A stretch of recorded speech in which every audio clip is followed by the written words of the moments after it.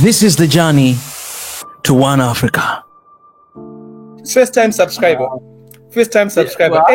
Anyway, man, good to see a show, with an African actually being the host. Because sometimes we join shows. I love my African American brothers, but it's good to see our people, being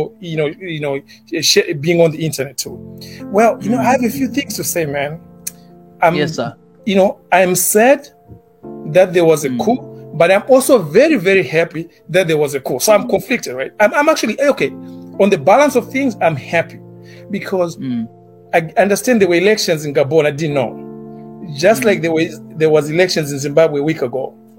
Yes. For some reason, our leaders never respect the wishes of our people.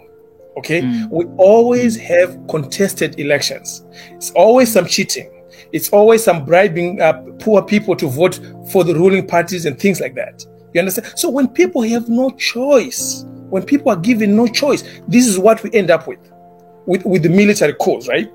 Now, we just have to hope that these military guys are going to have the best wishes of the people, that they are not going to continue with this culture of looting our resources, right? Like you said, the richest people in our continent are political leaders that come in. I mean, the richest people should be business leaders, like all over the world, not political leaders. But they go in office not to serve the people, but to loot from the country. Now, there's another thing I want to touch on, okay? We talk about oil. For example, Gabon is the 6th largest oil producer in Africa, right? About 200,000 barrels a day. Currently, crude oil is going at about $75, okay? So if you have 200,000, you're talking about $15 million a day. But here's something I want most of your viewers to understand, okay? Gabon only has about 18%. So let's just say 20% equity in the oil production. So that's how much they get. So out of the 15 million, Gabon only gets just under 3 million. So the 12 million, which is 80%, is going to foreign majors or companies. You understand? So this is happening across Africa in terms of the minerals that are being produced in Africa. I'm from Zimbabwe, you look at Mozambique. Zimbabwe is the same. You look at Mozambique, right? They got the biggest find of natural gas in the last 30, 40 years in the world, okay? And as far as I understood from the documents coming out of there, the Mozambican government has only 7% interest in the production that's going to come out of those natural gas fields. 7%, just think about it. 7%. But our leaders are so stupid, they will agree to all these bad deals because they get some bribes on the side. So they get some $1 million, they get deposited in Switzerland, in Mauritius, wherever it is, right? And the country, people are rejoicing, oh, we got natural gas, we got oil. But meanwhile, most of the money is not coming to the country, okay? And then the other thing is this, we keep producing raw materials, right? Instead of forcing these companies to actually produce the petrol or the diesel in country. Because guess what? When you start producing the finished product, doesn't matter whether you're talking about copper and you make it into cables for electricity and all that, the finished product, there's going to be more employment in the country. There's going to be more economic activity in the country. Okay, all this business about producing raw materials, crude oil, is nonsense. Look at Nigeria. There is a lot of environmental pollution happening that is happening in the Niger Delta. Okay, the local people are the ones that are going to suffer from cancer, from all these diseases associated with that pollution, right? But who's taking the money out? Most of the money, a portion of it, just a small portion, the leaders are stealing. Right, and the military guys and all that, but the Western companies are the ones that take most of the money because we are not refining. Now Dangote is going to refine, I think, a big portion of the oil, which is great, which is what we need, right? But man, our leaders are just letting Africans down big time. But you know what? I can tell you this: right now, there's going to be few planes leaving Africa with African leaders going to Europe as they love to do, because they are not going to be sleeping good tonight. They are not sleeping good tonight because they know that something is in the air, which is great.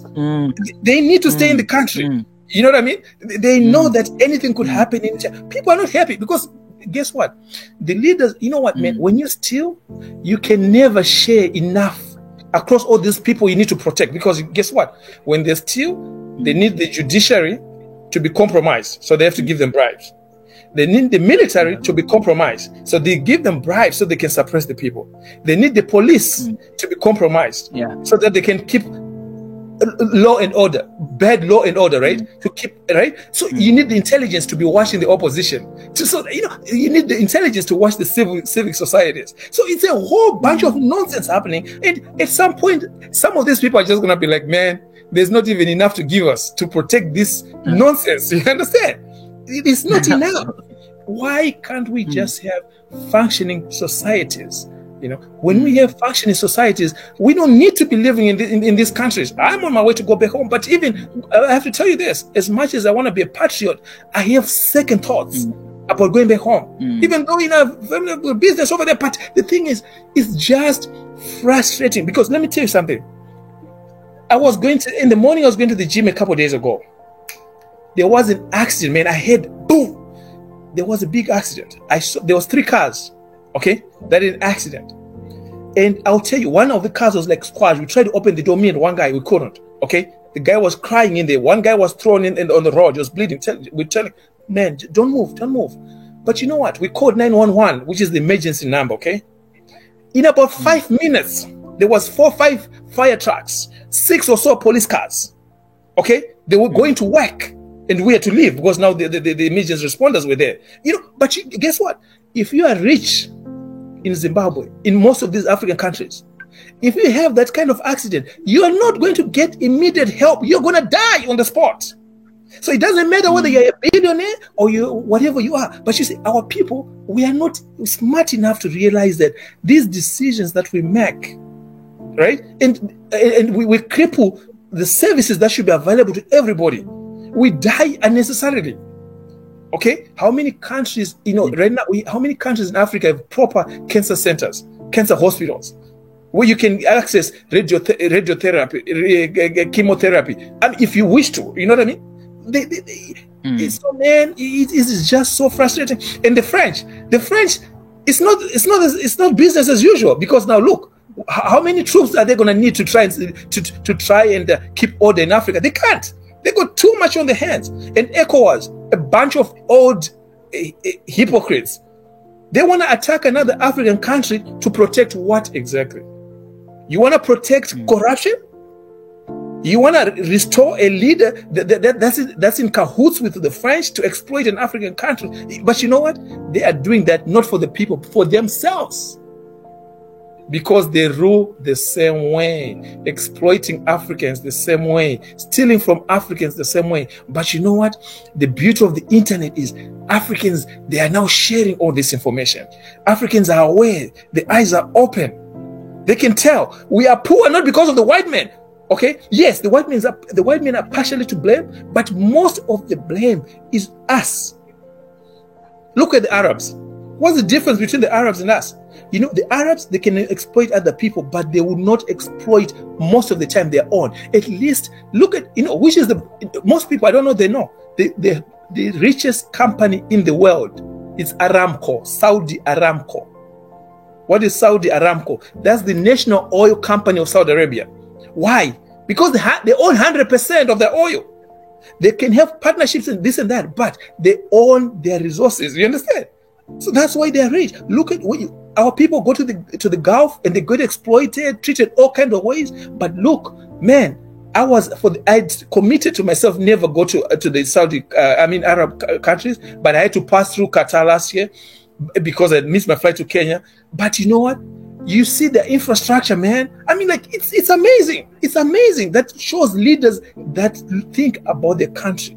You know what I mean? Look at Emirates. All these countries, they will exploit other people, Indians, Africans, this and that. But you know what? They have infrastructure in place.